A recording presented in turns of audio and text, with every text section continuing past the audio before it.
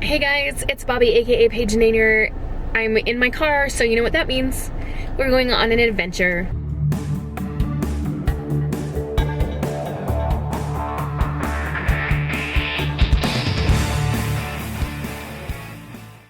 This is Mother's Day weekend, and I asked some of you guys to give me some thoughts on what kind of video you think I should film, or what kind of thing I should do to try to distract myself from a time that can be really painful for me. Sorry, my camera's shaking. I know that. I'm sorry. I'm not a tripod. And people commented that they'd like to see both book shopping and thrifting. I am going to Layton, Utah, and I'll be spending the night there and doing some shopping while I'm there, just to give myself a little break from thinking about things I don't want to think about. So yeah, come along with me on this journey. I've got a couple of hours of driving to do, so I'll check in with you next when I get to my hotel, and we'll see you there. Well, hello. I have made it to my hotel room, so we'll just do a little tour around the room. It's just a very basic one bed situation, but here we go. I know at least one of you out there likes to see the hotel rooms that I stay in, so here we go. There's a lovely closet here. And then we have bathroom with a great big shower and tub. I did turn on a couple of lights already just so things are easier to see, but there's a lovely big king size bed, a nice chair, desk, TV. I've stayed at this hotel before and they do a really, really good breakfast, like above average for a hotel breakfast, which is awesome. And here's a look out the back, which you've probably also seen before, but we're looking at other hotels because we're in the hotel area of this city. So honestly, I'm not really super in the mood to go shopping right now. I kind of just want to chill in my room tonight and maybe just do all my shopping in the morning. I want to go to Barnes & Noble just to be in a bookstore, but I also am going to be hitting up at least 3 stores to do some thrifting as well. So we'll see. I think I'm just going to kind of chill in the room tonight and maybe order some dinner on DoorDash, because one of the perks of being in a big city is because you can do things like that. Where I live, there's no such thing as food delivery, so you might as well enjoy it while you can, right? And I'm almost at the end of the book that I'm currently reading, Berserker by Emmy Laybourne. It is really enjoyable, and I'm a chapter and a half away from the end. So I think I'm gonna read, maybe take a bath, and just enjoy my evening.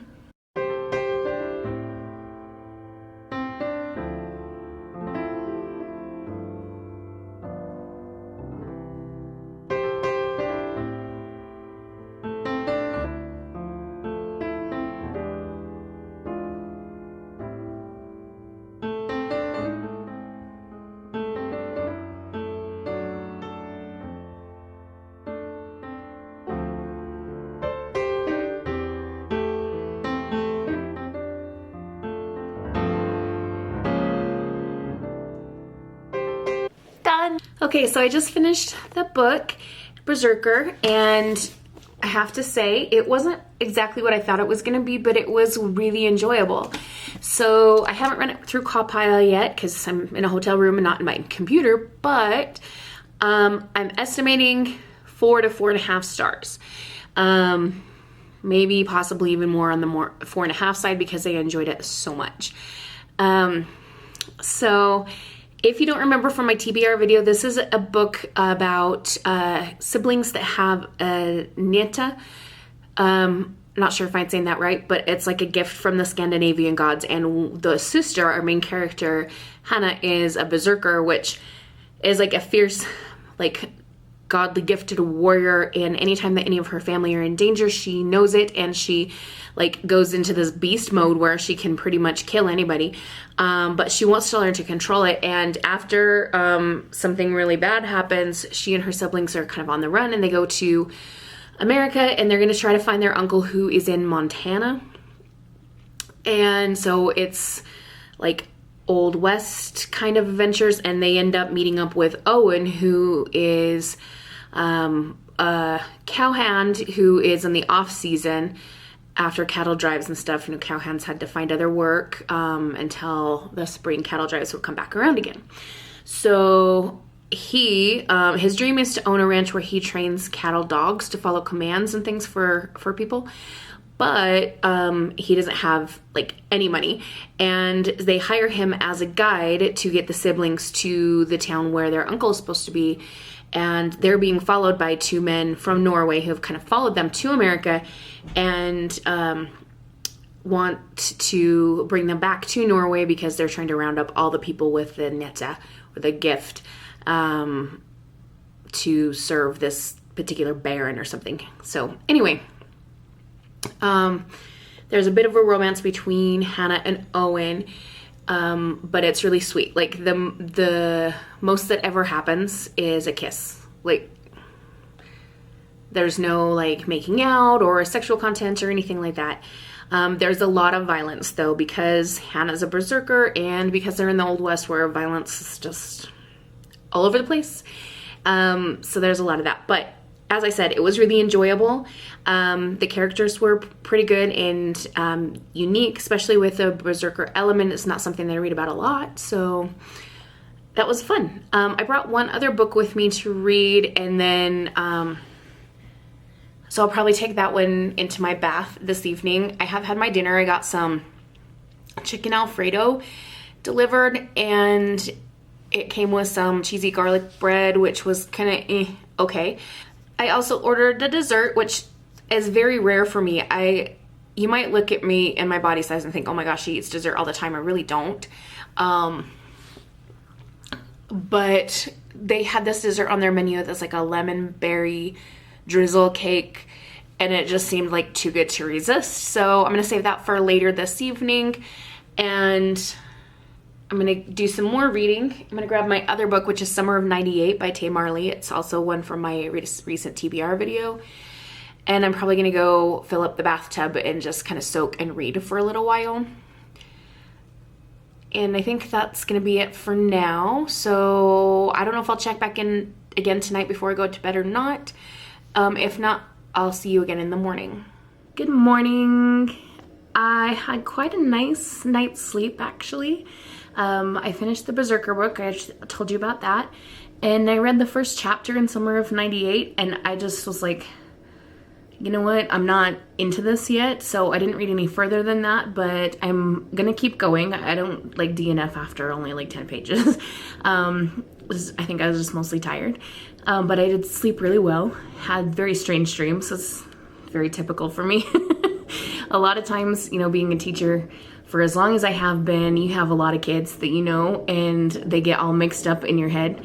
So I had a dream that involved like current high school kids, current middle school kids, kids that are now grown up and have families of their own, like just all like, they're all in there being crazy and chaotic and never shutting up, but you know, such is life.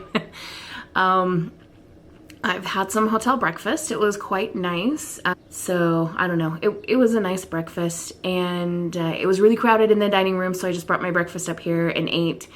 And I'm gonna chill here in the hotel room for a little bit before I go shopping, because most of the stores I want to go to don't open till 9, and it's just after 8 right now. Yeah, I don't know what else to tell you. I do want to show you a shot out this window, because I'm looking out at the Rocky Mountains, and they're so beautiful. Like, I'm really lucky to have lived in and around the Rocky Mountains my whole life, and every time I just take a minute to really look at them, I'm like, dang, they're so, so pretty. But I'll show you that, and then I'll check back in when it's time to go shopping. All right, can you see them in the distance? Look at that. Oh, it's beautiful. Lovely blue sky today with white fluffy clouds. It's a great day for shopping. Okay, I know I said I wasn't gonna check until it was time to go shopping, but I'm sitting here reading. I don't know if I'm gonna be able to make it through this book. Okay, so this is the one I'm talking about, Summer of '98. One of the first things I noticed that it was like kind of like, what the heck? We have American characters, specifically a family in Colorado. The father says bloody, like, is in the way that British people say bloody. Let me find an example. So they're telling the male love interest in here to spend some time with his brother, and the mom says, he loves spending time with you, honey. And then dad jumps in with, is being bloody ridiculous. Okay, if we're gonna have an American character saying things like this, we need to give some context. Either the dad is from Britain or thinks he's English because he's watched so much Downton Abbey, or we need to have some kind of explanation or context for that dialogue use. Otherwise, it's just throwing off the readers. Okay, the other thing, okay. So, apparently, which I didn't know before, but this book is like a prequel to a story that was published before, something about football, Bad Boy or something like. Anyway, this is like the story of how they met. They hooked up at a party, like had a one-night stand thing. She just graduated from high school. He apparently is also just graduated. He's going to be coming to Baylor, which is the university where this is set, in the fall. So he drops her off at her friend's house and then leaves this note in the mailbox, which, okay, kind of cute and romantic, but keep in mind this kid's supposed to be, 18 years old, and he writes, "You see, I'm a little senseless when you're in my presence. You're such a stunning vision, a whisper of perfection, a blossomed beauty." 18-year-olds don't talk like that. They just don't. No 18-year-old I know, and I know a lot, would ever talk like that. Like, a whisper of perfection? No. I will keep trying, at least through page 100, to keep going with this story, because maybe the characters are going to be worth it, or, you know, something, but, yeah. Okay, we're back in the car. I'm all checked out and ready to go shopping. I read a few more pages in the book, and okay, so the two met at a college party. A few months later, she's flying out to spend 7 weeks with him in his home with this Colorado family. And as soon as she gets there, his younger brother asks first if they can share her, and then goes on to say she's not good enough for this family. I don't know if I can keep reading this book. Oh, shoot. Which makes me really bummed, because it's one of the ones that my friend Tori picked, and she's been like waiting for me to read it and tell her about it, and I did say I would try to get to page 100, and I will try, but now it's time to go shopping. We're gonna go to 3 different thrift stores, and then probably Barnes & Noble, so we'll do the thrifting and the book shopping. So I think the first place we're gonna go is Savers, and I will see you there.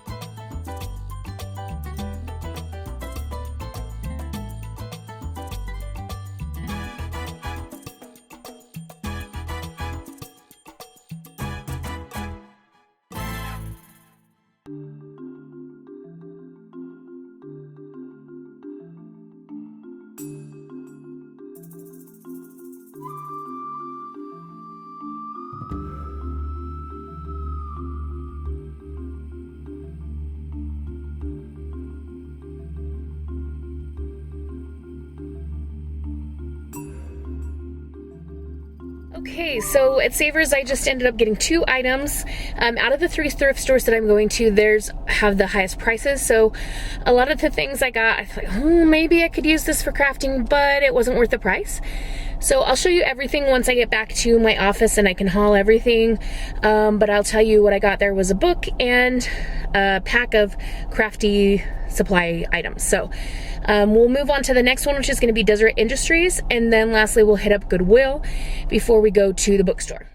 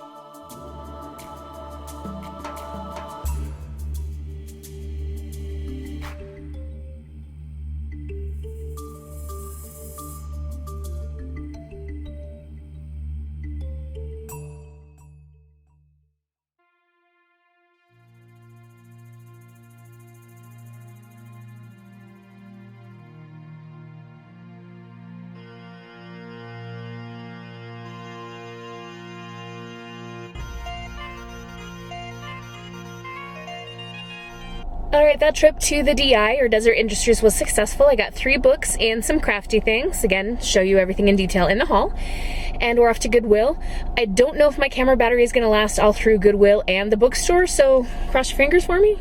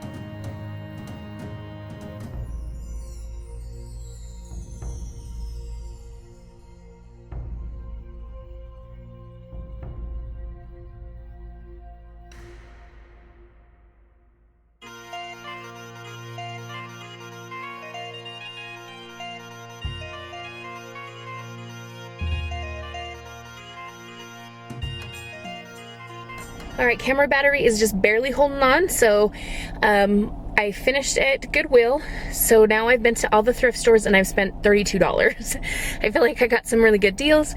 I'm gonna go to Barnes & Noble and then probably just home. Since the camera battery's dying, I won't bring it in with me to the bookstore, so we'll just see everything once I get back home and get it charged up and ready to go. So, we'll see in a little while. And we're back. I've actually been back at home for quite a few hours, but I've been trying to get my printer set up. That's a whole nother story that I'm not going to get into right now because no. Anyway, let's go through what I bought. So we'll start with Savers. We have a book here that's going to be great for images for junk journaling. It is a book about Audrey Hepburn, and it is full of just gorgeous, gorgeous pictures. There's another one. Look at her there. Oh, absolutely beautiful. And yeah, that's going to be great to work with. The other thing I got at Savers was this grab bag of stuff, and some of these items I'm not going to use, but the other items I felt like were worth getting the grab bag. So this is the not going to, or probably not going to use item. It is a pumpkin carving kit. I mean, I guess I could put it in my cupboard until Halloween comes around and see if I want to use it, but unlikely. The other items in the grab bag, we have some of these little artist paint palettes, which are always handy if you're going to be doing some paint work or working with gesso or other mixed media things. You can use those palettes for lots of stuff. And then we also have this little organization tin that's got a whole bunch of stuff. We've got eyelets and safety pins and brads and some little book plates, and I'm not entirely sure what all exactly is in here because I haven't gone through each individual piece, but there was enough there that I thought it was worth going for. Up next, we went to Deseret Industries and we got several things. So we'll start with the books that I chose. The first book is A Treasury of American Prints. So it is just full of art prints. They're all in black and white. Here is a landscape. Here's another one that I liked. Here's one that's a whole bunch of people checking out things in the art gallery, it looks like. We have a merry-go-round in this one. So I'll have to go through these page by page to see all of the pieces, but I thought it would be interesting to work with. Another one that I thought would be good for journaling would be this quote book. It is just full of quotes on lots of different topics. So I randomly flipped open to page 156, and it is under the topic of anger. And we have some quotes about that.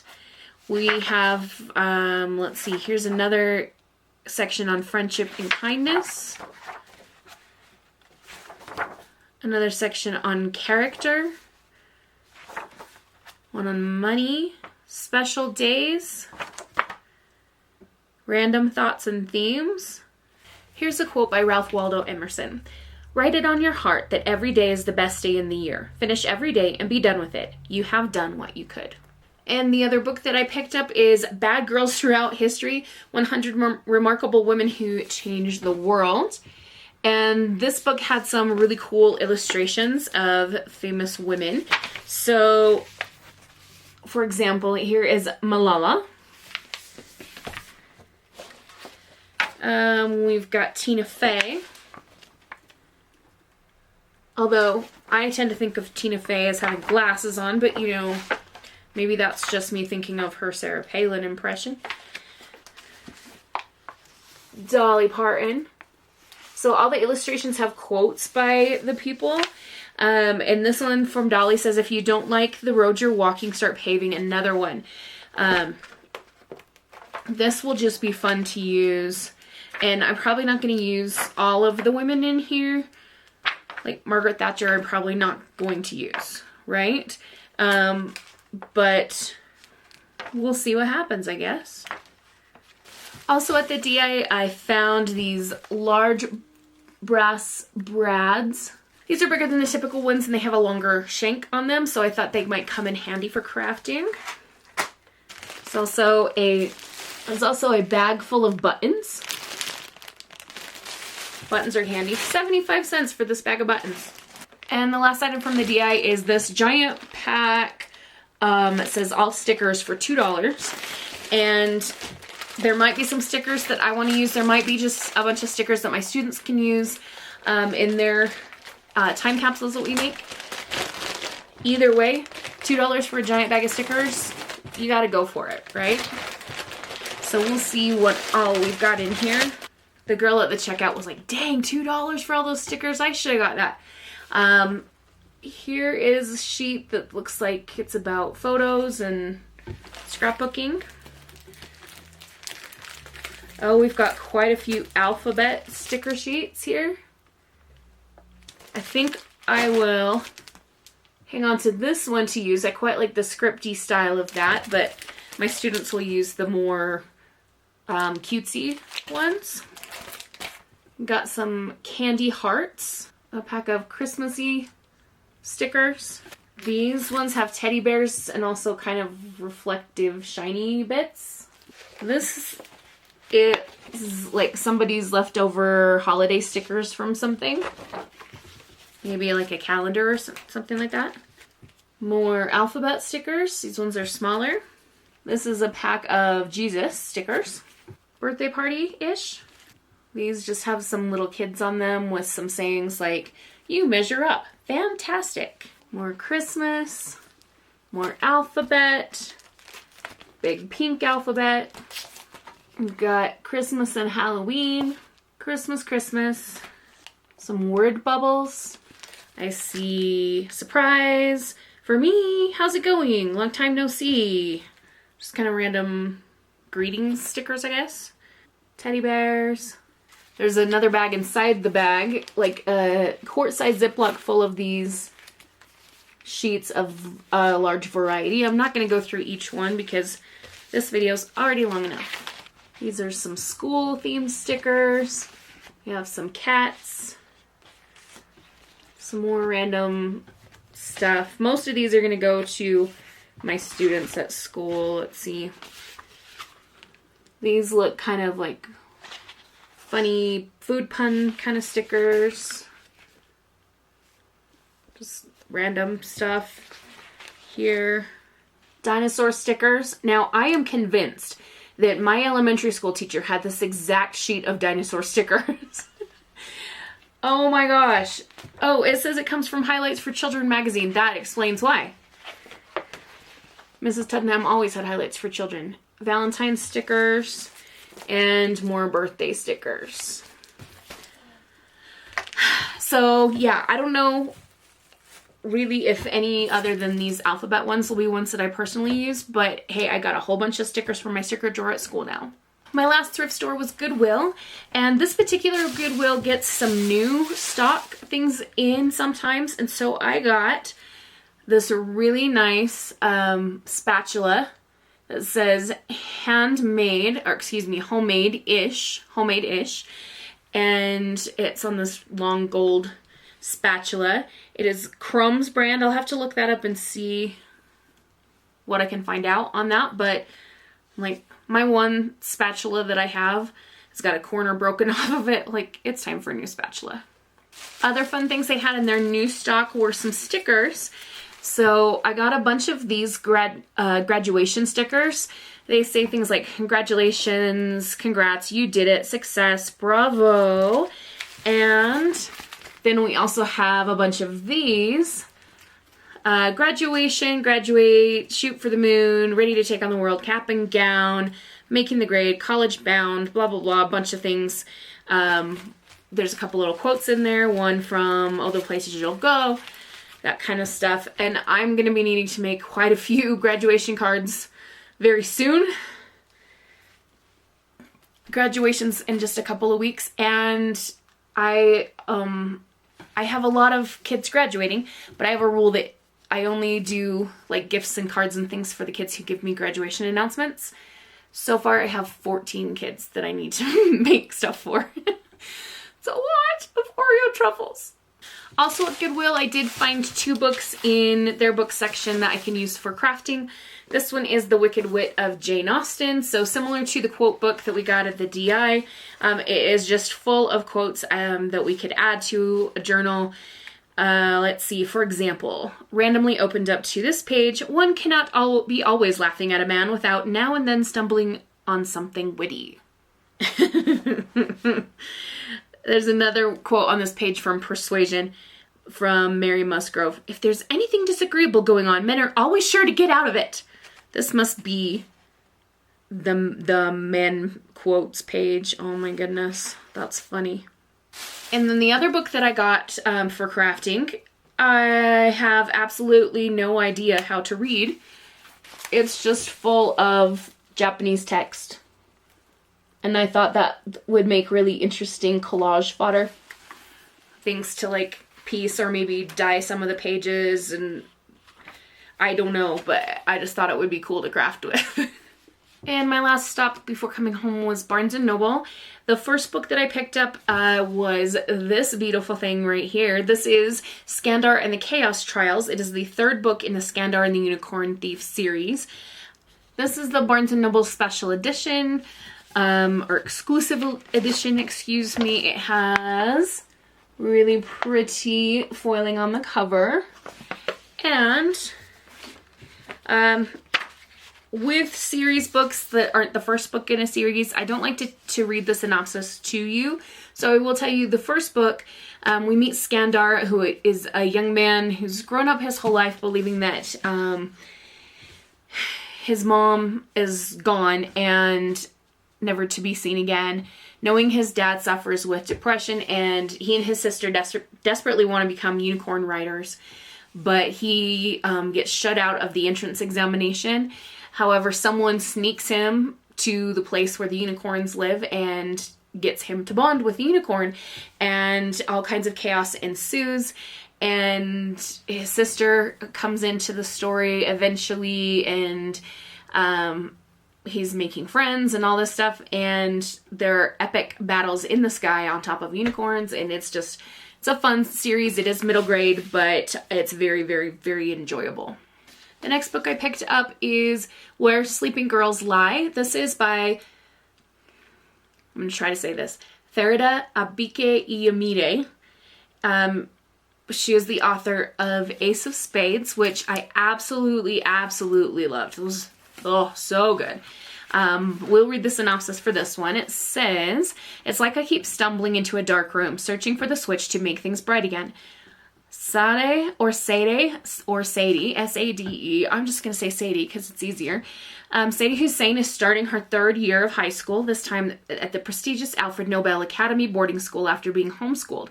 Misfortune has been a constant companion throughout her life, but even Sadie doesn't expect her new roommate Elizabeth to disappear after Sadie's first night, or for people to think she had something to do with it. With rumors swirling around her, Sadie catches the attention of the girls collectively known as the Unholy Trinity, and they bring her into their fold. Between learning more about them, especially Persephone, who Sadie is inexplicably drawn to, and playing catch-up in class, Sadie already has so much on her plate, but when it seems people don't care enough about what's happened to Elizabeth, it's up to her and Elizabeth's best friend Baz to investigate. And then a student is found dead. As Sadie and Baz keep trying to figure out what's going on, Sadie realizes there's more to Alfred Nobel Academy and its students than she thought. Secrets lurk around every corner, and beneath every surface, secrets that rival even her own." Whoa, stumble over words much? But it sounds really good, right? And seriously, Ace of Spades, yeah, read it. Up next, I grabbed Attached to the Hip by Christine Riccio. Her first book was Again But Better, and it was interesting. It threw me off with the timeline stuff that was going on. So this will be the second time I've read something from her. She was, maybe still is, a booktuber. I don't know if she still publishes because I haven't watched her channel in like forever, ever. But this is her book Attached to the Hip. So I think this is her third book. I missed the second one somehow in there. But this one says, Ori Lennox has spent her entire life prepping for her happily ever after. Now that she's graduated, she's low-key wondering when the heck is it gonna hit. Her love life, her new job, her relationship with her sister, none of them are quite what she envisioned they would be. One evening on a whim, she applies for a reality show where she'll be stranded on an island with a bunch of strangers to play a game of human chess for a shot at $1 million. So that's kind of giving me like Survivor vibes. What better way to force herself to break up with the things that aren't bringing her joy than to abandon them all on short notice to live off the grid on a beach in the South Pacific? Ori's shocked when she ends up cast in an experimental romantic edition of the show, and even more surprised to find that her old high school crush Remy has been cast as well. Ori's one of 10 contestants set to compete in formidable challenges while speed dating in the wilderness without deodorant, toilet, shaving cream, or showers. She finds herself tied up literally in a game of risky alliances as she navigates ever-growing feelings for her one that got away, alongside an exciting array of budding new relationships. Will she win, or does love have other plans? Up next, I picked up Emmett by Elsie Rosen. This is the same author that wrote Camp, which I quite enjoyed. And this is an Emma retelling, like Jane Austen's Emma. Who doesn't love love? Emmett Woodhouse is handsome, clever, and rich with very little to vex him. Emmett knows he's blessed, and because of that, he tries to give back by doing charity work, like letting the often irritating Georgia sit at his lunch table. Recently, he's found a new philanthropic endeavor, matchmaking. So when his friend with benefits, Harrison, starts saying he wants a boyfriend, something Emmett definitely does not want to be, Emmett decides to try and find Harrison the perfect man at Highbury Academy. Finding a boyfriend for the guy you sleep with might be considered by some to be a bad idea, but Emmett isn't worried. He keeps things clean with no attachments. Besides, he's seen what loss can do, and he's not interested in letting it happen to him again. But even Emmett can't control everything, and as he tries to find Harrison a match, he learns that as gifted as he may be, he has no idea what he's doing when it comes to love. So it's Emma, but gender bent, and then with the LGBT rep thrown in there. After I picked up that one, I got thinking, well, I wonder if Elsie Rosen has any other books that I haven't read, because, you know, Pride Month's coming up, and I really enjoyed Camp, like I said, when I read that one. So I also picked up Lion's Legacy by Elsie Rosen, and this one says, 17-year-old Tennessee Rousseau's life is imploding. His boyfriend has been cheating on him, and all his friends know about it. Worse, they expect him to act like it's no big deal. To them, being a good upstanding queer means avoiding drama at all costs. Then Tennessee's estranged father, a famous archaeologist and reality show celebrity, shows up unexpectedly. He offers to take Tennessee on the adventure of a lifetime, hunting for artifacts related to a troop of ancient Greek soldiers composed of 150 gay couples. Finding the rings of the sacred band of Thebes will mean navigating maybe magical runes, deciphering ancient puzzles, and getting to know a cute new boy. Maximum drama. But will his dad let Tennessee do the right thing with the rings if they find them? Who does queer history belong to? Against the backdrop of a sunlit Greek landscape, author Elsie Rosen masterfully weaves together adventure, romance, and magic in a celebration of the power of claiming your queer legacies. We've now reached the end of this video, thank goodness, and thank you for coming along with me. I am feeling pretty good headed into Mother's Day tomorrow, although things could swiftly turn downward. We'll see what happens. Keep your fingers crossed for me. I'm just going to try to stay distracted, do some crafting or reading or whatever. And now I'm going to go try to continue reading in Summer of '98. I'm at page 40-ish right now, and it's painful. But I want to keep pushing to at least page 100, like I said earlier in the video, so we'll see how it goes.